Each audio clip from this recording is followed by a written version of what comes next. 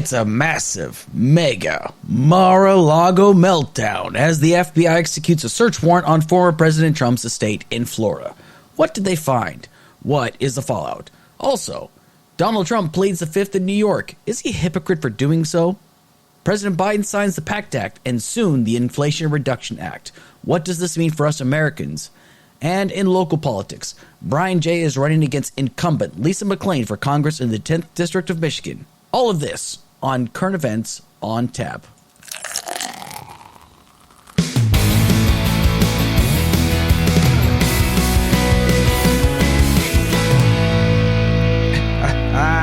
Good evening, listeners, and welcome to another episode of Current Events on Tap with your host, Alex Kirsch. Hey, that's me, Army retiree, truck driver, pragmatic progressive. If this is your first time listening, please do me a solid and hit like and share and subscribe to my Spreaker, YouTube, Spotify, and iHeartRadio. Guess what? I just also broke 1,000 followers this week on TikTok, so you can see my ugly mug there too if you so desire. This podcast gives you this week's current events, and I also do what I call the beer of the week. I pick one beer and I review it based on price, pour, aroma, taste, and I give you an overall rating.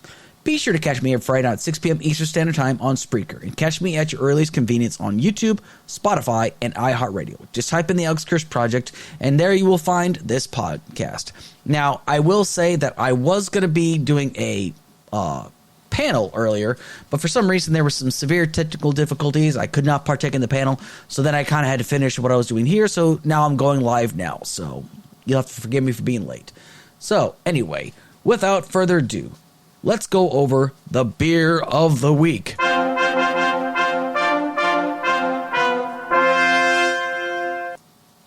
This week's beer of the week is once again based out of Detroit, Michigan. Sue me. I live in the state of Michigan, so can you really blame me? I mean, what can I say? The state makes some really good beer. There's a lot of great breweries in this area.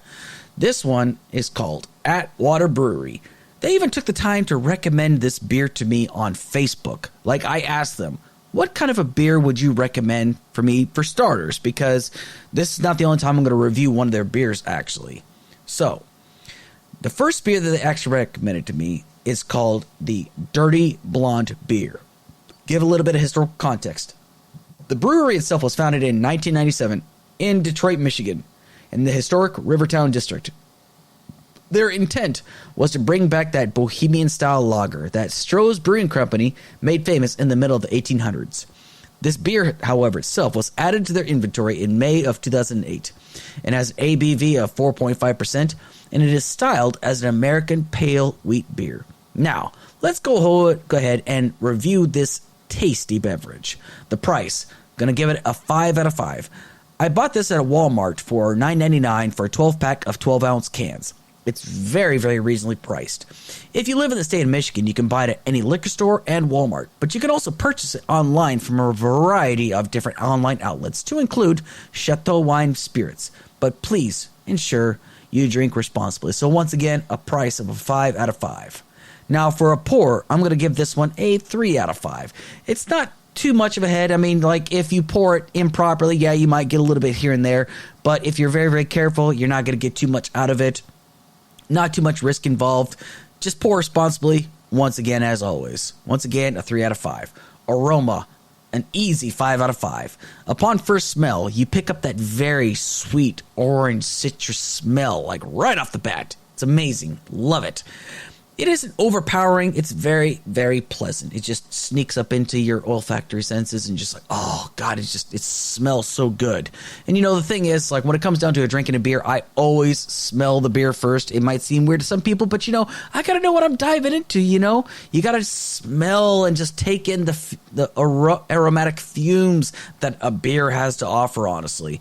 So when I took this sniff of this new beer, it had this most delightful aroma. I absolutely loved it.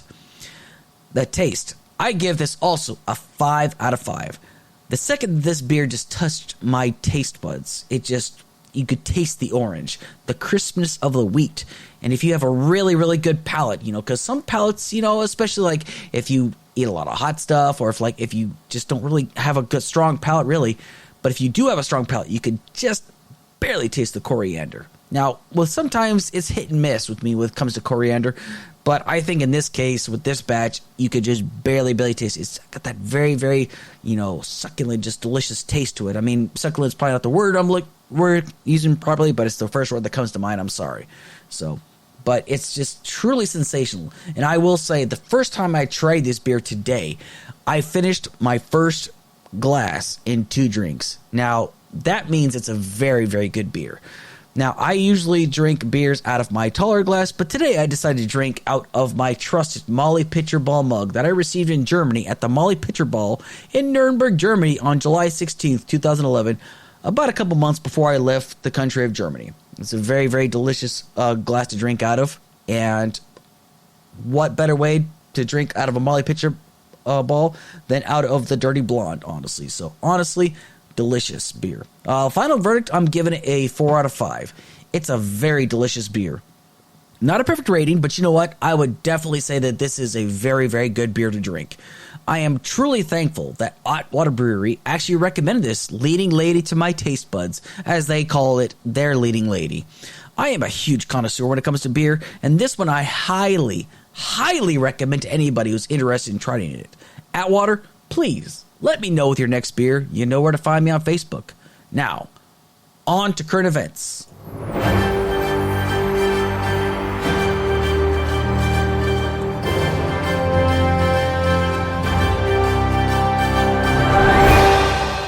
So unless you've been living under a rock, everybody and their mother pretty much knows that Trump's estate in Florida, in Mar-A-Lago, was raided by the FBI on Monday, so early in the morning. The FBI was given a tip, apparently somebody very, very close within Trump's circle, that he had documents of a classified nature still in his possession to this day.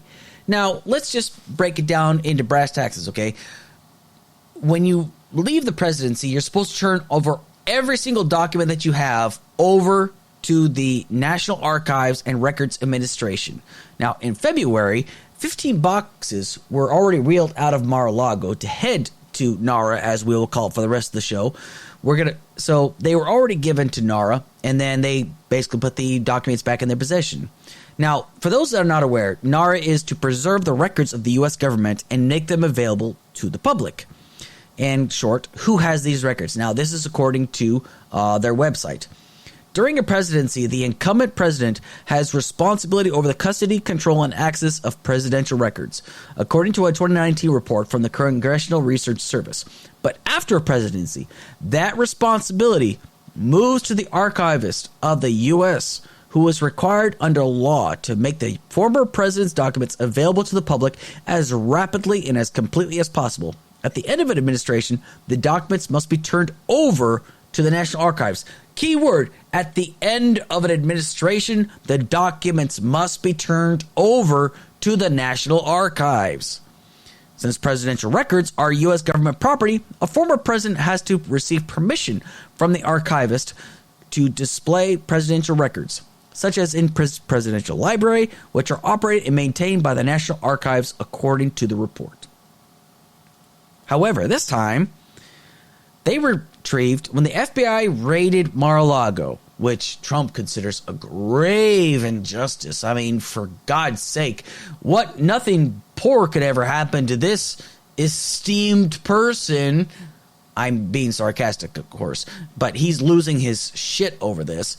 But the thing is, though, is that in this case, 11 sets of classified documents, not 11 pages, 11 sets of classified documents, some classified as top secret and secret, were found at this point. It doesn't matter if it's 1 page, 2 pages, or 1,000 pages. The fact that even 1 page was found that could very well be top secret or classified or secret, however you want to put it, is a big frickin' no-no, honestly.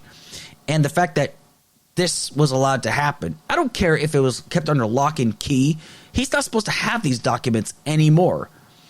But it's blowing my mind completely because everyone's acting like this is just a grave injustice. However, I just want everybody to remember one thing. Trump made a big deal about Hillary Clinton with her having a private server, having access to classified documents at her home of residence. And this guy actually had the audacity to write an executive order for something he did just recently. it's kind of like a do as I say, not as I do ordeal. But the fact of the matter is that Trump actually took the time to take these documents. Now, I'm not saying that he's guilty yet, but I am, however, saying is that the fact of the matter is he took these documents and put them in Mar-a-Lago. Now, I don't care what anybody says, and I'm still waiting to see like what exactly happens and what actually comes from this. But the thing is, though, is as of right now, everybody's just like beating down the door of Merrick Garland and the FBI. But I'm going to get that in a second, okay? So, as I'm reading into more about these things, right, what people are not understanding is that one of the things that Trump loves to do is anytime he gets in trouble for any reason whatsoever, he always has to blame somebody else. Why? Because this guy is a complete man-child. He will never, ever take responsibility for things that he does deliberately. He will always find a way to blame somebody else. The guy can never take responsibility for anything. That's the kind of guy he is.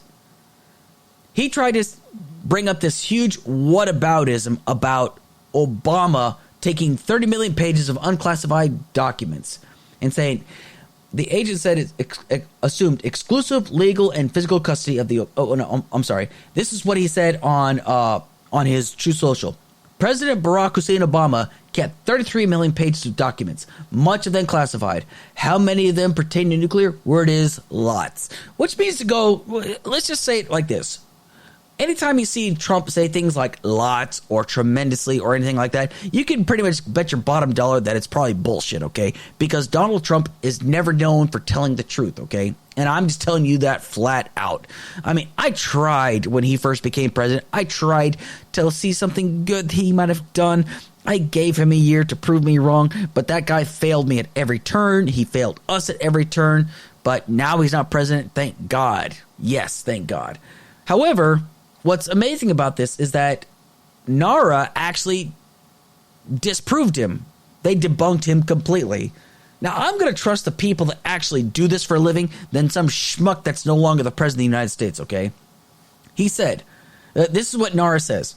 NARA has moved approximately 30 million pages of unclassified documents to a NARA facility in the Chicago area where they are maintained exclusively by NARA. Additionally, NARA maintains the classified Obama presidential records in a NARA facility in the Washington, D.C. area, the statement said, as required by the PRA. Former President Obama has no control where and how NARA stores the presidential records of his administration. Now, for those not familiar, the PRA is the Presidential Records Act. Okay? So basically, once again, Trump is a liar. He is a liar, pants on freaking fire. But it's, that's pretty much just like going out and saying that the sky is blue, essentially. But the thing is, once again, this guy will never, ever take responsibility for anything he ever does. That's just the kind of guy Trump is. He will never, ever take responsibility. He will always pass it off to another guy. He will always try to deflect any responsibility that he might have had and try to say, well, wait a second, what about this? What about Hunter Biden? What about Hillary Clinton? What about Barack Hussein Obama? That's the kind of guy that he is, simply put. But again, what's most amazing about this is the fact that Trump signed an executive order making the mishandling of classified documents a felony, a penalty of from 1 year to 5 years in prison because of what Hillary Clinton supposedly did in his eyes. He signed this executive order, but this is once again one of those things where it's like, just do as I say, just not as I do. Frickin' Trump just cannot have any consistency whatsoever. But this is what's most fascinating about what's going on right now, is that the conservatives are losing their freaking minds right now. They are losing control. They are, the MAGA birds are all reciting the exact same things. If this could happen to us, if this could happen to Trump, this can happen to you.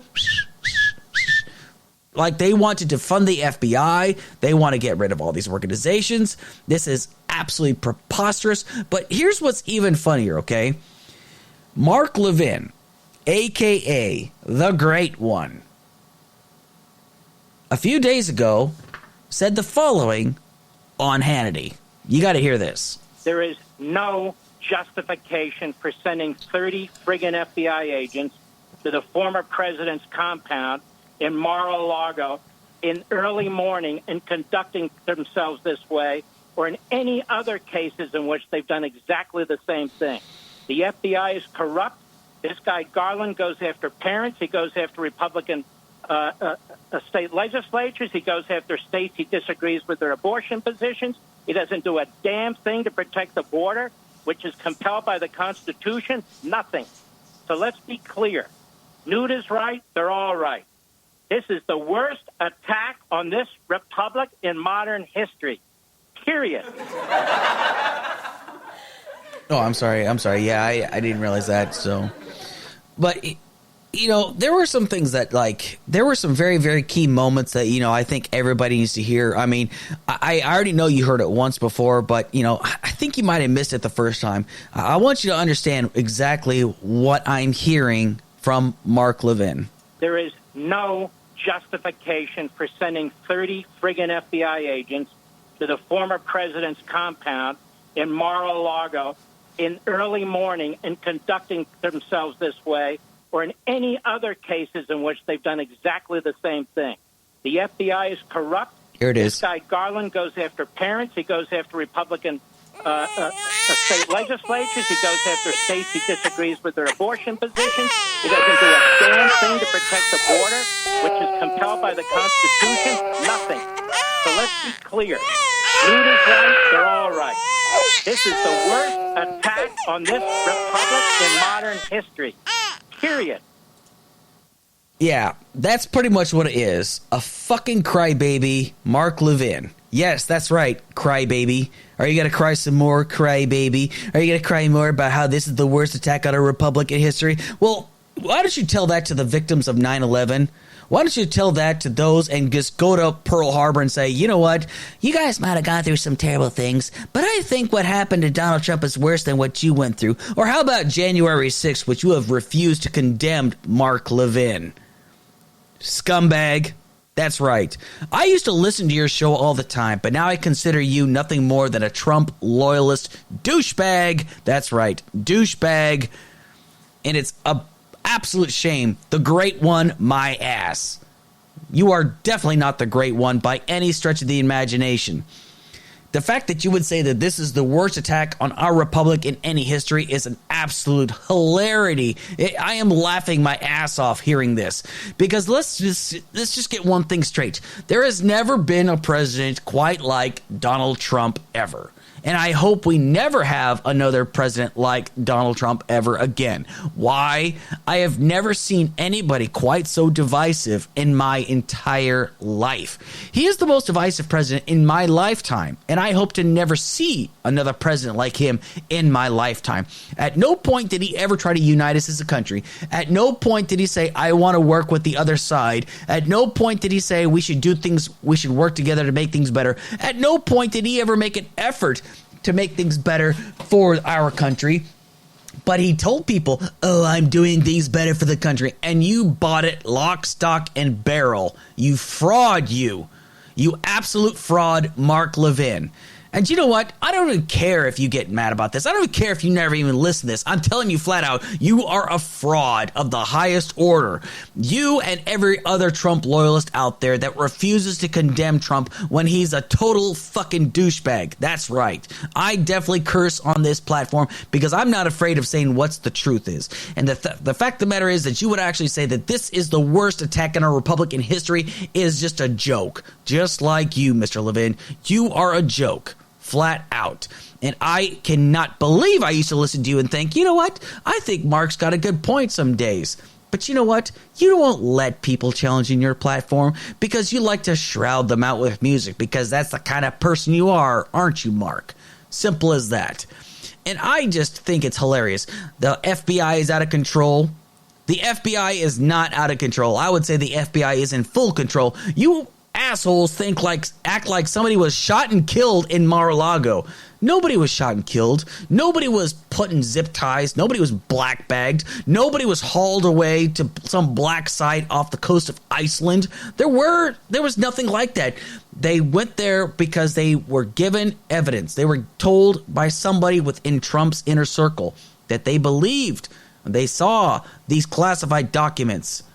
They went to the FBI director who Trump appointed, a guy that he said had very great integrity, a great person, a true patriot, as Trump might have said.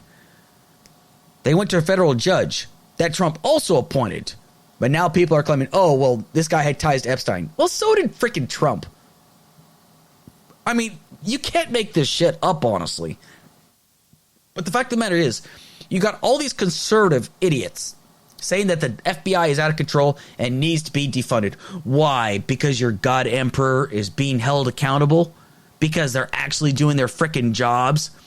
And the fact of the matter is, there are these morons out there that want the FBI dismantled because of these little temper tantrums. How stupid do you have to be to want to dismantle the FBI? The FBI has task forces that combat drug trafficking. You've got the FBI that goes after human trafficking.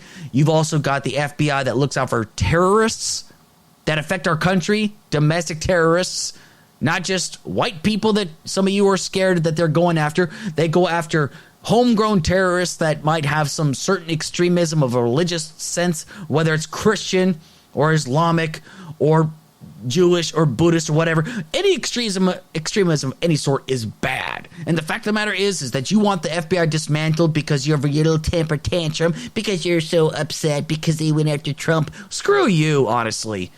I'm not saying trust the FBI to the highest order. I'm saying, I'm sure there are probably some bad agents in there, but to blame the entire FBI as a whole is just wrong. I don't even blame all the cops, for crying out loud. I never even said defund the police. I said hold bad cops accountable. So if you want to hold bad FBI agents accountable, then frickin' so be it.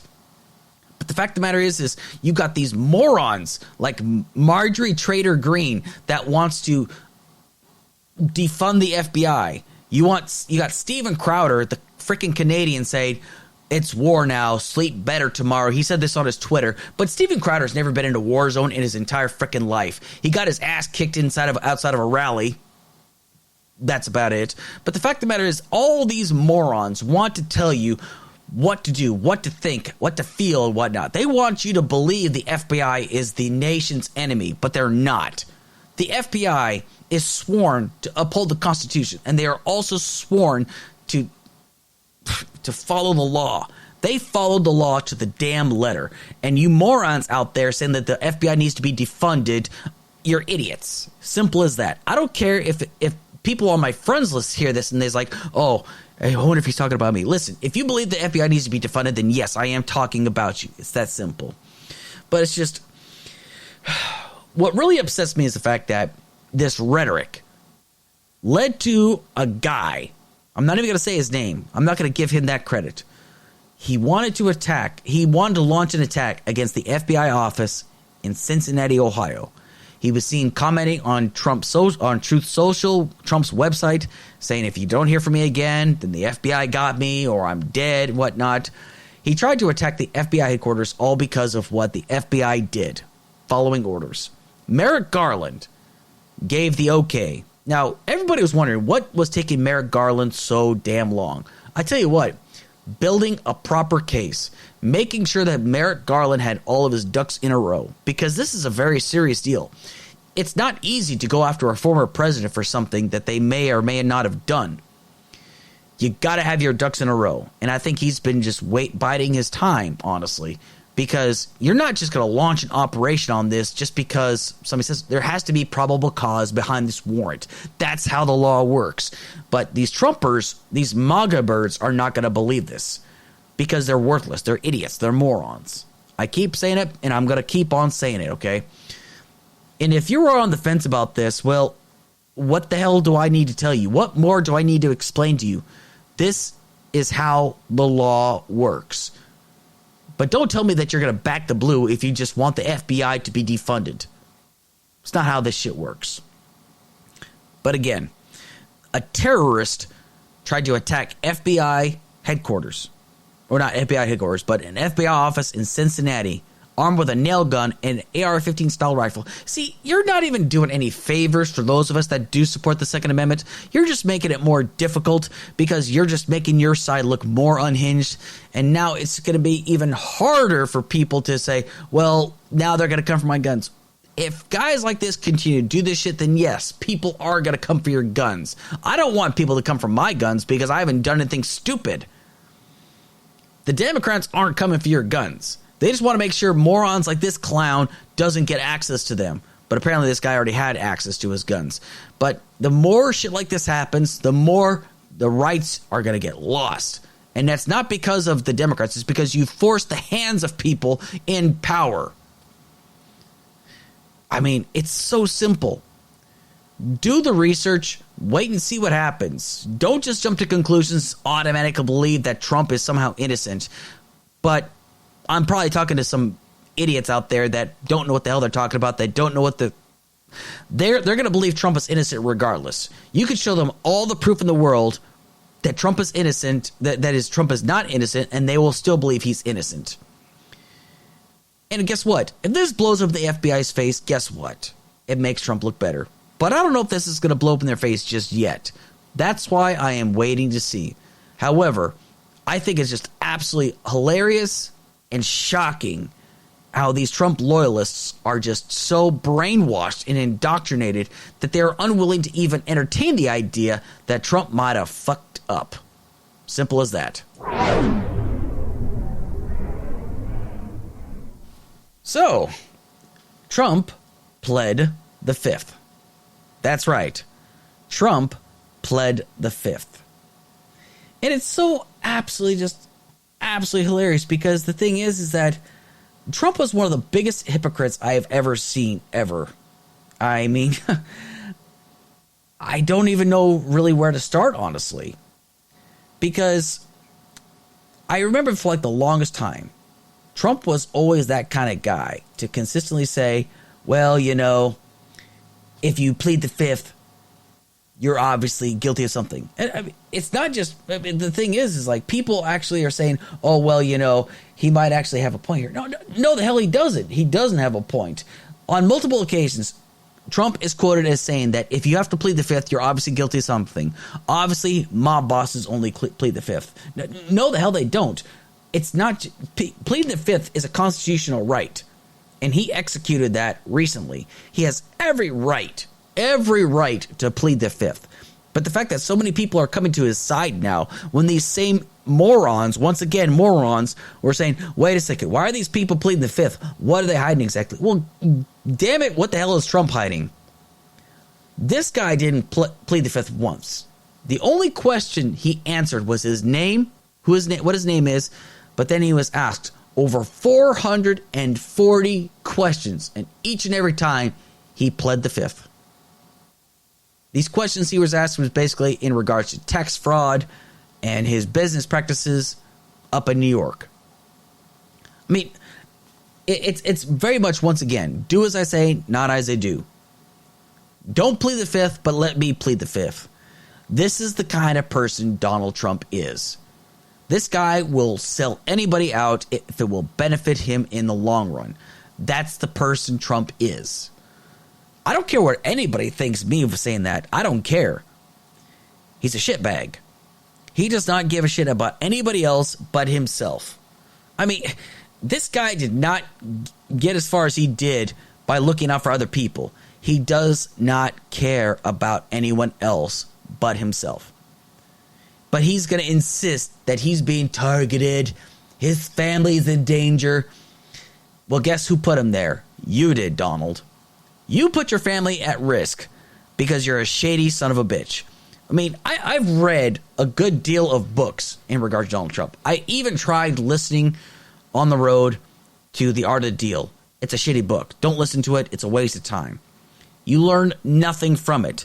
I probably made it about 3 or 4 hours into the book, and I felt like my IQ levels were going down because of how badly it was written.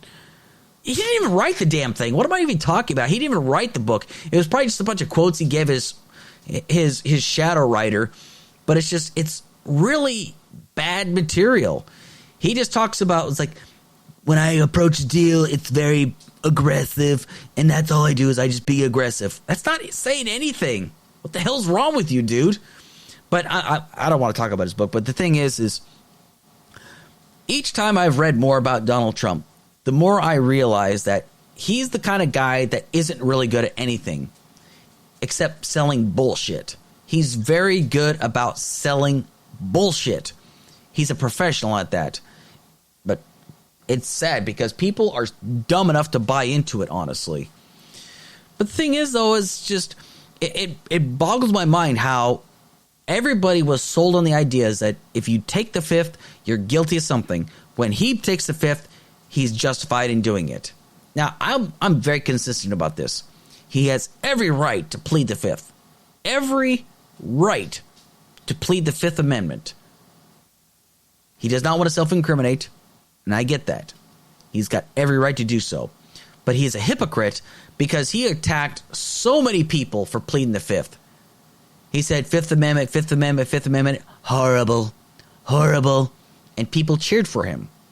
People cheered when he said that taking the Fifth Amendment is horrible. You expect me to feel sorry for you now for taking the fifth? He's a hypocrite and he's a coward. Flat out. We're going to see where this case is going to take this, and I'm probably going to be engaging on this once again. But for now, I'm just calling him a hypocrite, but he has every right to be a hypocrite because this is America, damn it.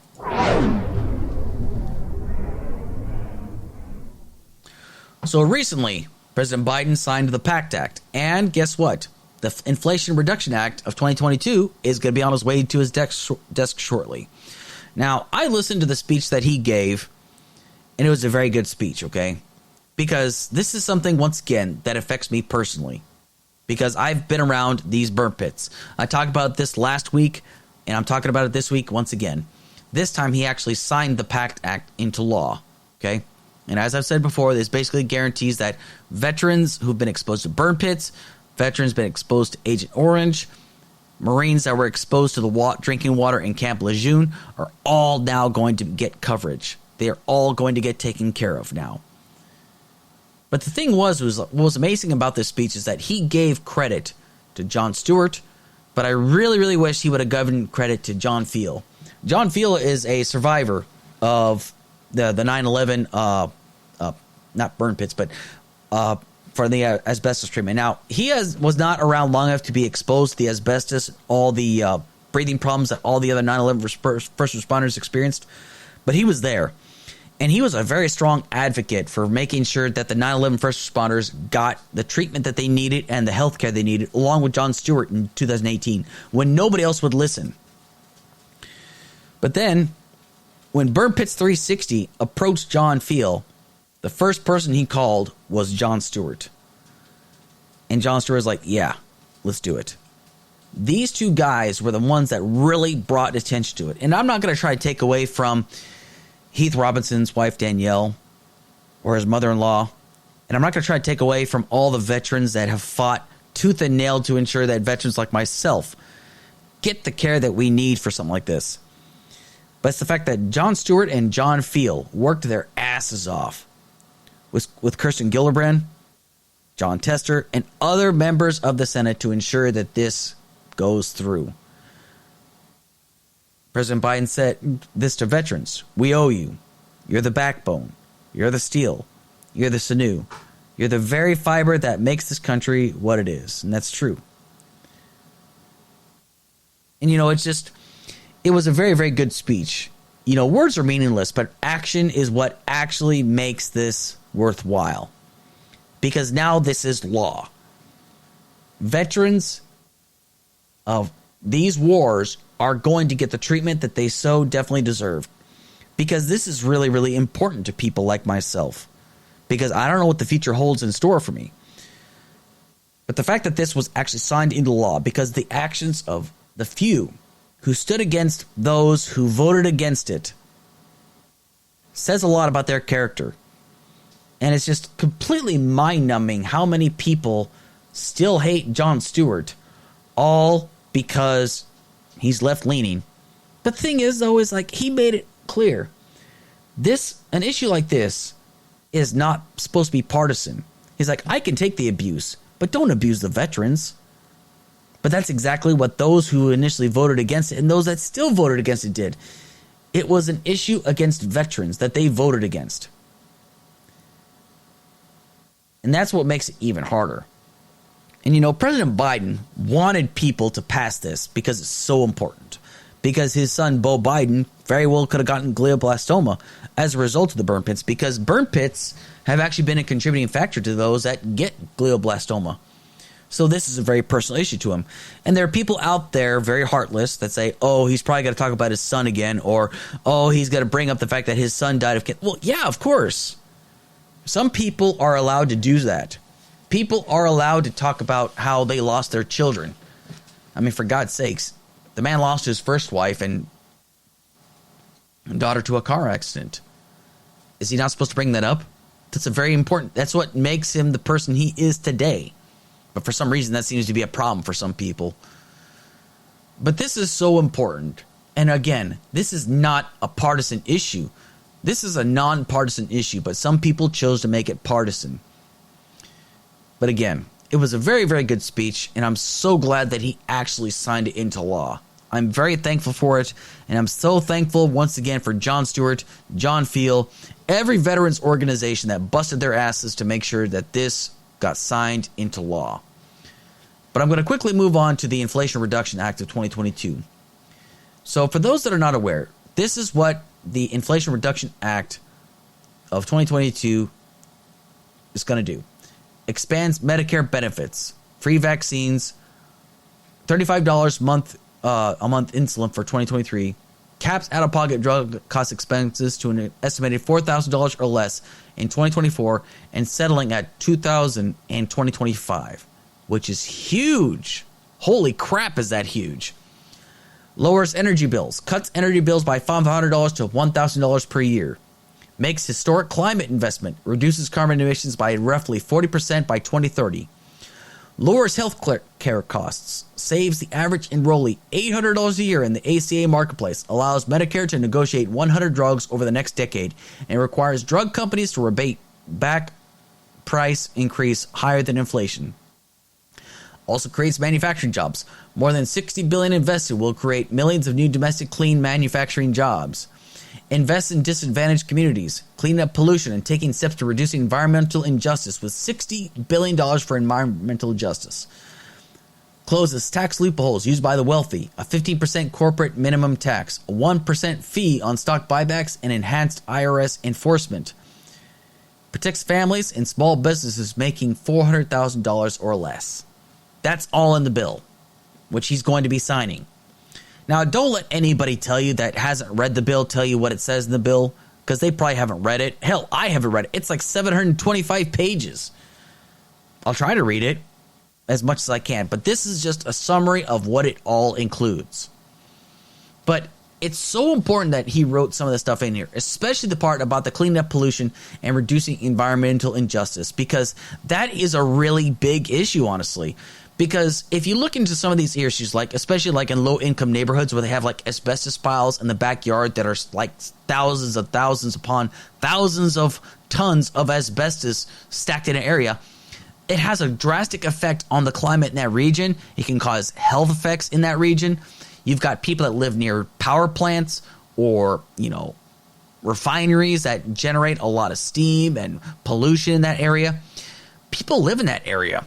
And the fact of the matter is like they're in these low income areas for a reason, because if you live in a high income area, you don't want that shit in your backyard. So, hey, screw the low income people.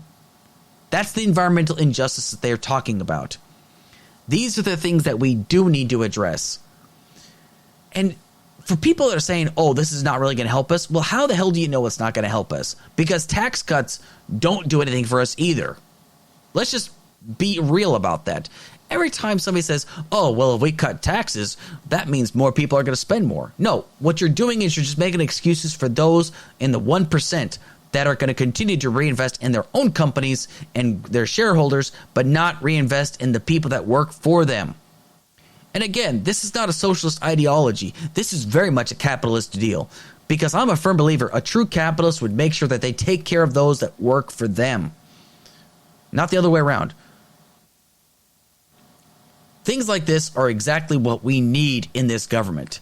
Now, we won't see the effects of this until like at least a year or two from now to make sure that this actually does work for us.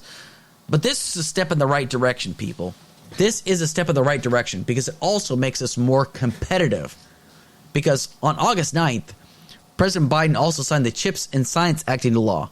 It aims to boost the domestic manufacturing of chips that power all sorts of tech, from cars, appliances, and it also puts forward education on focusing on creating equitable opportunities in the tech industry. That puts us on the same industry level of China. China is kicking our ass right now in infrastructure and technology.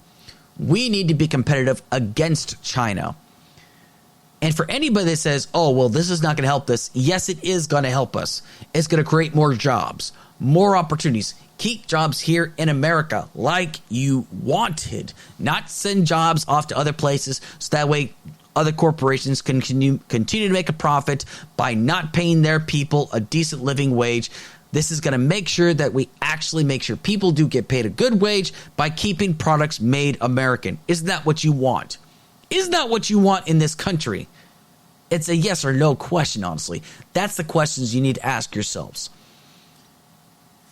These are the things that I wanted to vote for, that I wanted to see. So this is something we should all be behind. Some of these deals were bipartisan, and I'm glad they were bipartisan. This is what I voted for. For those that are continuing to ask the question, is this what you voted for?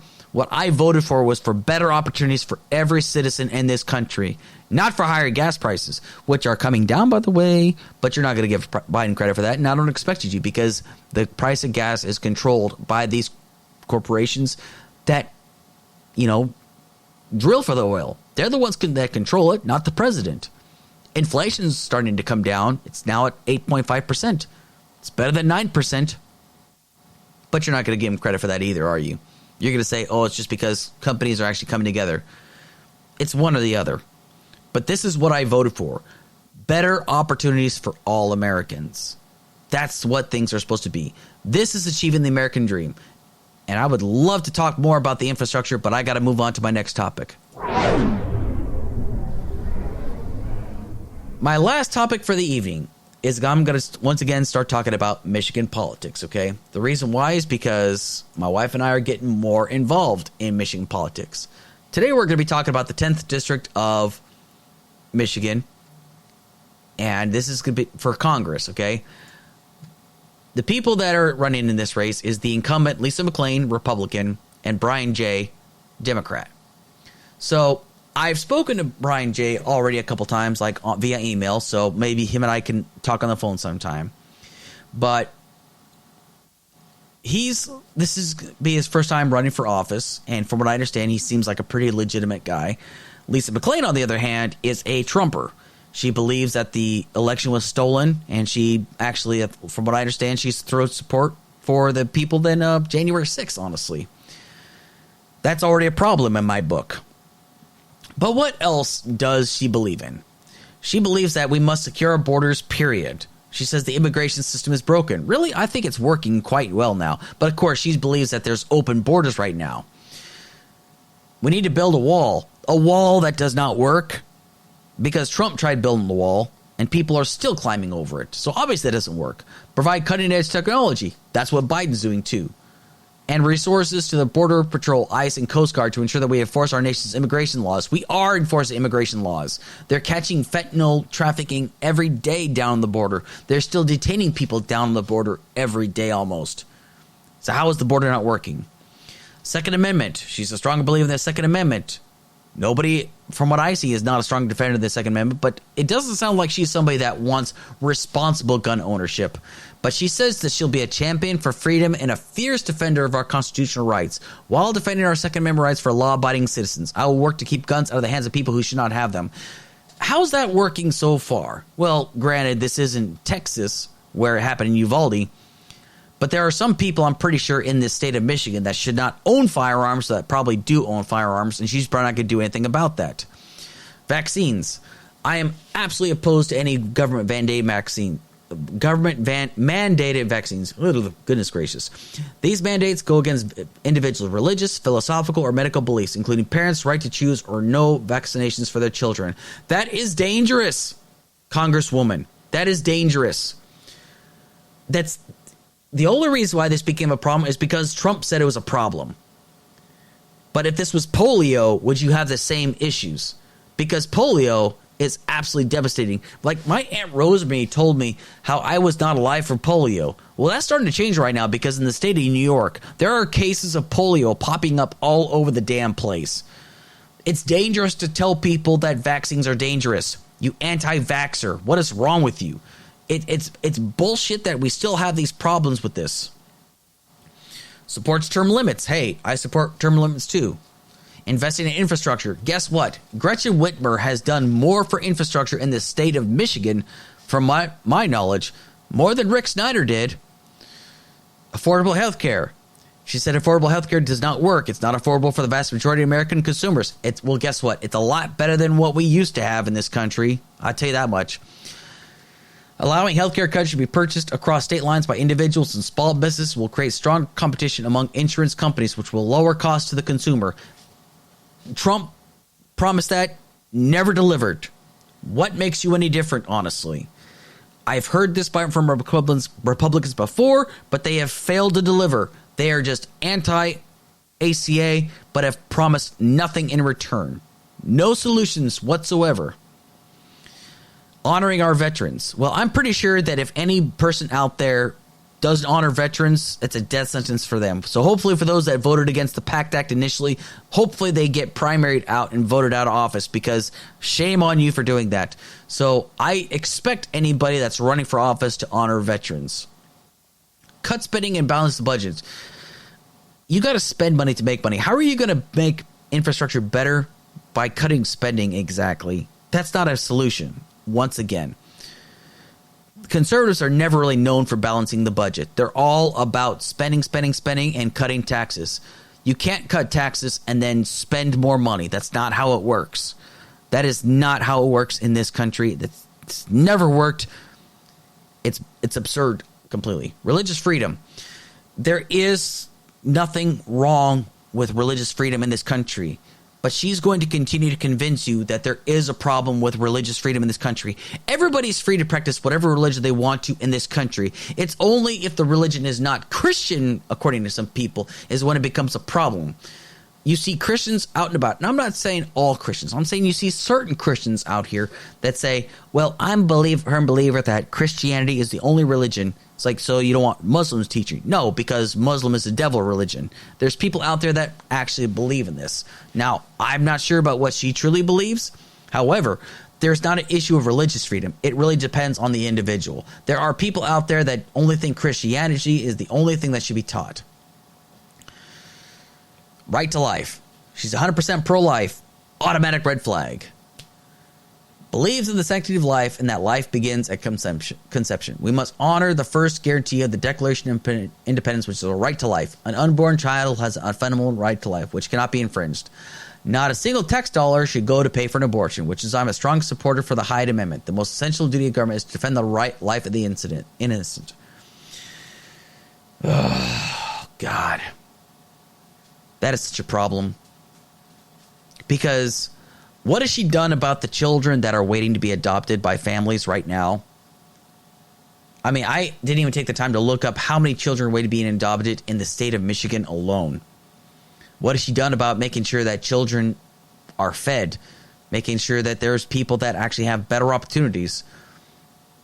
I have not seen her do anything whatsoever. Maybe it's because I haven't done enough about her already. Who's she endorsed by? Let's take a look at who she's endorsed by. Oh, great. Kristi Noem of South Dakota. That's a scream. Ugh. That's already just a automatic red flag in my book right there. Ladies and gentlemen of Michigan, in the 10th District, do not vote for Lisa McClain. She's a Trumper, and she believes that this election was stolen. Let's move on to Brian Jaye. On reproductive rights, he stands as a pro-choice candidate. It's a woman's choice, as it is her body. 100% so. Economic inequality affects everything from the education of our children to providing basic needs for our families. I will fight in Congress by supporting and drafting legislation designed to lift up small businesses and equalize pay for women, minorities, and all American citizens. Because let's break it down. Yes, I agree with that too. Because there are people out there that say, oh, there is no pay gap between men and women. Well, that's not true. There are some places where women actually are paid less than men. Or they're not paid in according to their needs and whatnot. Or there's not better opportunities. Like, for example, some minorities still aren't being able to get hired simply because of their name in some parts of the country. And corporate money and politics. He stands against dark money, and Citizens United playing a role in today's political environment. The Second Amendment. On the Second Amendment, my policies are for the safety of all American citizens. I want regulations and legislation passed that protects Americans from senseless gun violence. You can't protect everybody from gun violence, but you can do your best. It starts somewhere and it ends somewhere. You make as many regulations as necessary until there is no more senseless gun violence. You may not always win at every turn, but damn it, you got to do something, for crying out loud. LGBTQ plus rights and protections. Marriage is a fundamental constitutional right. Must be protected for every American citizen. Love always wins. I am a strong advocate for the LGBTQ plus community to have the same liberties as every American citizen. Protecting the right to vote. I will fight against voter suppression laws, any form or shape. That is so essential because there are people out there that are going to try to take away people's rights to vote. And we should do everything in our power to fight back against that. Because these ridiculous voter restriction laws have no real basis whatsoever. They say that voter fraud took place in the last election. It's so statistically irrelevant. It's never determined any outcome of any election whatsoever. But these people are not going to let you know any different. They're going to tell you that voter fraud took part in the election, and that's going to affect every election from here on out. There were people that voted for Trump, but nobody wants to talk about that. Voter fraud is statistically irrelevant. Don't let these morons tell you any different. Healthcare. I hope one day America can transition to a single-payer healthcare system. Because guess what? It's actually proven that countries that actually have single-payer healthcare system, or that countries that have universal healthcare, they save billions of dollars every year in this system. Now, again, I'm privileged because I have healthcare that I feel I deserve because I served 20 years in the Army. And I've been to a hospital where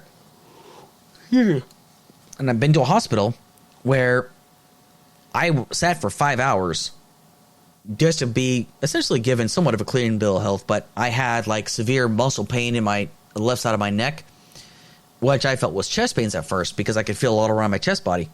But the bill was going to be like over $500 or $600, which we didn't have to pay because I have TRICARE. There are people in that hospital room that probably did not have the same privileges that I do. They have to pay that money out of pocket. And if they can't pay out of pocket, guess who does anyway? We do. A hospital ambulance ride, we pay the bill, regardless of what you think about it, if they can't pay for it. There are people out there that have to make these insane decisions. And some people feel like, well, maybe I should have just died instead of having to pay this bill, this $55,000 bill for a heart transplant or whatever. I don't know how much they cost nowadays, but that's just an example. A single-payer healthcare system or healthcare for all would actually benefit our country. There's all these different issues. He talks about unions, workers' rights, believes in that. Immigration reform. He's the son of an immigrant, first-generation immigrant on his father's side. Fight for immigration policies that protect every United States citizen. Immigration reform is a great policy. There's a lot of policies that is in place, okay? And even he supports veterans as well. Now, I'll also include the YouTube channel. That way you can take a look at their issues for yourself. But I'm throwing my hat behind Brian Jaye just because these issues that he's fighting behind, I'm fighting behind for as well. He wants to fight against human trafficking and violent crime. I didn't see Lisa McClain vote for that, but hopefully she's in support of fighting against human trafficking as well. There are so many different issues that Brian Jaye is in support of that I am fighting for as well, that I'm a firm believer in as well. Hopefully, we're going to do more in our power. My wife and I are going to do everything in our power to ensure that he gets not just wins, but maintains his position in Congress for the 10th district. So I wish him the best of luck, and hopefully, when they actually have debate against one another, that he comes out on top. But it's going to be tough because the thumb, as he described to me in this area, is very, very conservative. So we have to do in our part to ensure that he wins the election and Lisa McClain does not. So in closing, in my final 5 minutes, I just want everybody to know that I want to appreciate everybody that's taking the time to listen to today's episode. And if you haven't done so already, please hit like, share, and subscribe. Please let me know what you think of the show. You like it, you love it, you hate it, whatever. I don't care. I am here to take criticism, and I'm here to be listened to. I don't have all the answers. I leave it up to you, the listeners, to actually trust but verify. I'm a firm believer in trusting but verifying. If you think my information is bullshit, well, guess what? You have it in your power to Google it yourself then. Because I do everything in my power to do my due diligence before I talk about it. I don't try to be about it. I don't talk about it. I try to be about it. Because it would be awful hypocritical for me to say, well, I don't do my research, but I expect you to do your research. I definitely expect everybody to do their research, even of the things that I talk about. The reason why I continue to do this podcast, though, is because I feel it's my solemn duty as an American to get my message and to spread awareness on these topics. Because I feel some people are getting the wrong data. Some people are just so fixed upon the people that they admire and listen to the most.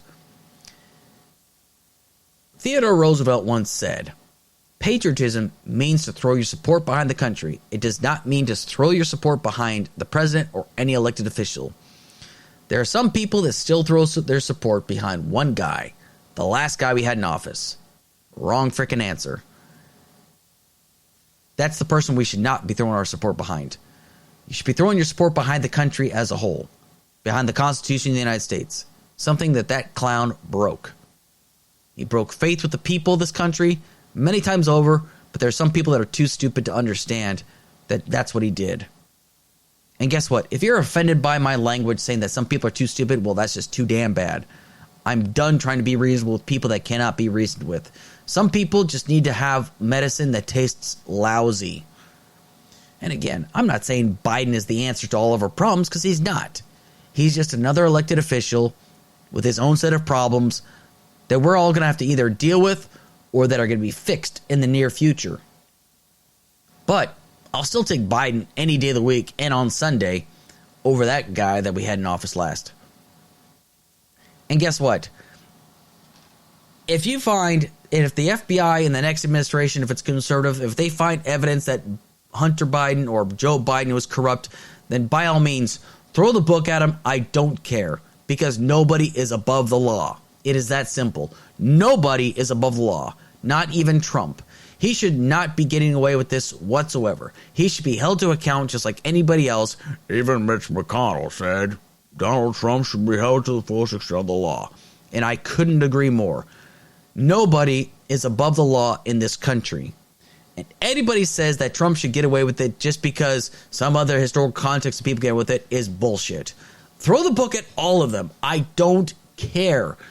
The rule of law needs to apply to everybody. Either if one person gets away with it, who's to say the next person can't get away with it? It's that simple. Be consistent. But some of these people don't know how to be consistent. And that's a shame. It's a low down, dirty shame. Anyway, thank you so much for tuning in for this week's episode. Be sure to tune in with me next week at 6 p.m. Eastern Standard Time right here on Spreaker. If you haven't done so, please go ahead and hit like, share, subscribe.